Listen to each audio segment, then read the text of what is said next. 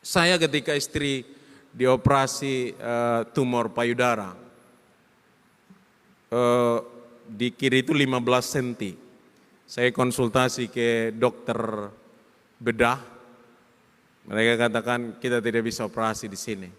Ini sudah luar biasa menyebarnya. Sudah 15 cm dan tentunya sulit untuk dioperasi di kota kecil. Saya bilang operasi saja Pak Dokter. Tapi dokter bilang tidak bisa Pak Pendeta. Dia harus dibiopsi, harus pergi ke rumah sakit besar yang memang untuk mengecek semua perkembangannya bagaimana. Karena kami tidak berani untuk melakukan operasi. Saya sudah pengalaman berpuluhan tahun mengoperasi, tapi untuk kasus ini saya tidak bisa. Lalu saya katakan, baik Pak Dokter. Akhirnya kami hanya bisa berdoa. Berdoa dengan sungguh-sungguh. Saya bilang kepada istri, sayang kita udah berdoa begitu lama. Saya tahu bahwa banyak pisah operasi yang sudah sejak SMA pun, sejak kuliah pun, sudah pernah dioperasi. Ada begitu banyak perjalanan iman dengan Tuhan. Dan sampai hari ini kalau masih mengalami ini, tentunya bukan karena kita jahat, tetapi saya percaya bahwa dalam kelemahan kuasa Tuhan menjadi lebih sempurna.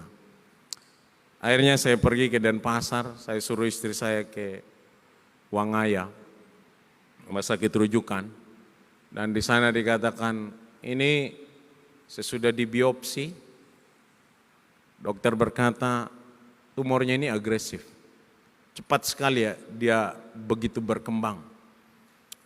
Lalu saya bertanya ke istri saya, bagaimana sayang?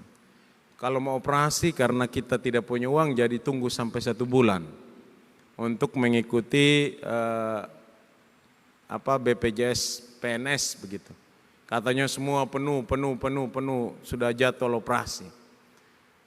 Lalu saya bilang, kita pulang saja.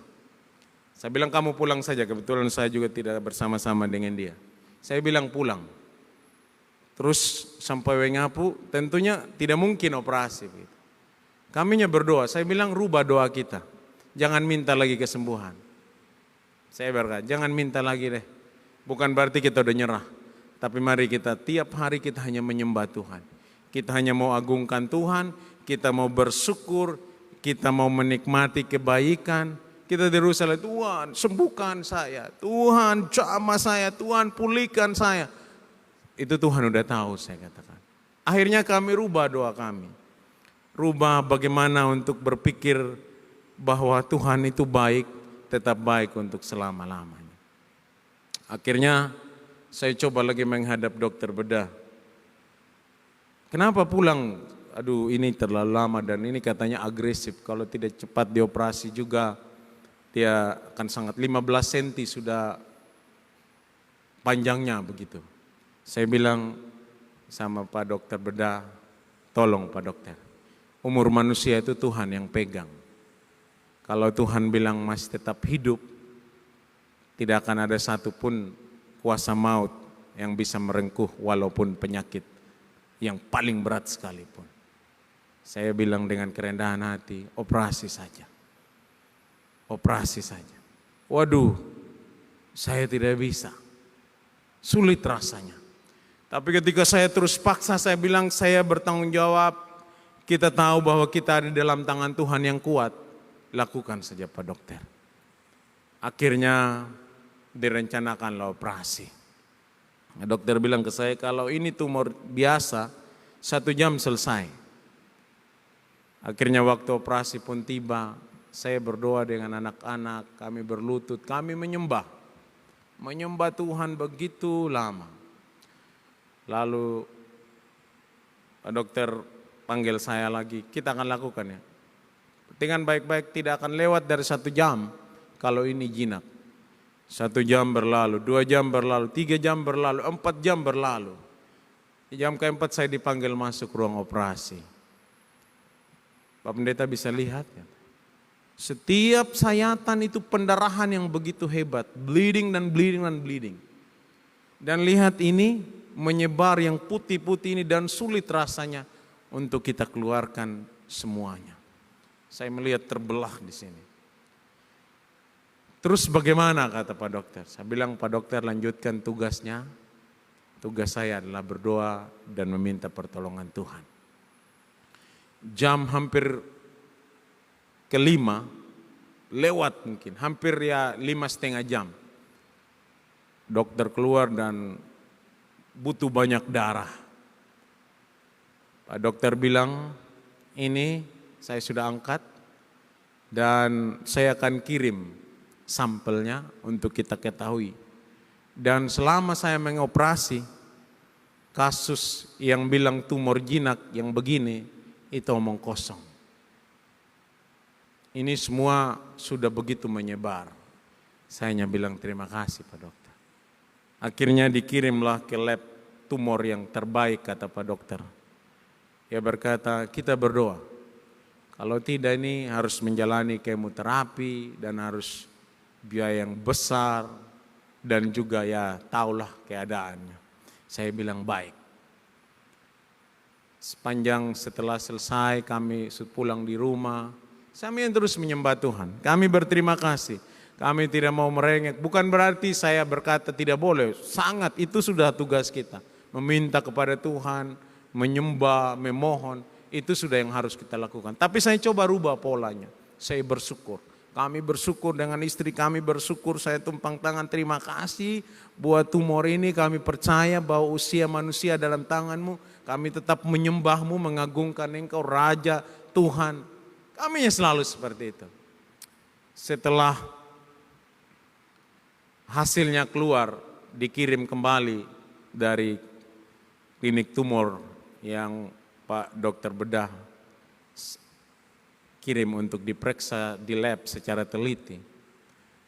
Ketika saya ditelepon untuk datang lihat hasil, dia berkata, Pak Pendeta yang baca atau saya? Pasti saya nggak mengerti Pak Dokter. Pak Dokter baca saja. Pak dokternya bilang begini, ini mujizat. Ini mujizat. Hasilnya di sini dikatakan ini hanya tumor fam, jinak. Padahal bagi saya itu mustahil. Pak Pendeta lihat sendiri bagaimana saya belah dan semua pendarahan yang hebat dan memutih semua ini, itu sudah dia punya sel-selnya.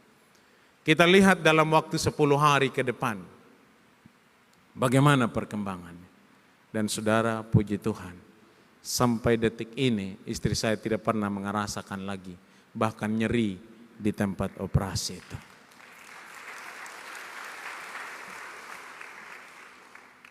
Ketika kita menghadapi situasi yang sulit, rasanya sulit sekali untuk kita bisa merubah pola pikir kita.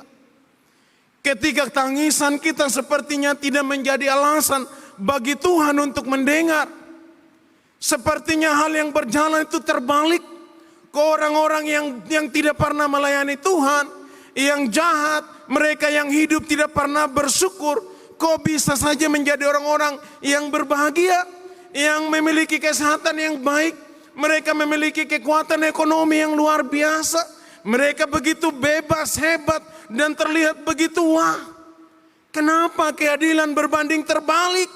Kenapa kami yang selalu berseru, yang mencari Tuhan dengan segenap hati, ada dalam posisi seperti ini?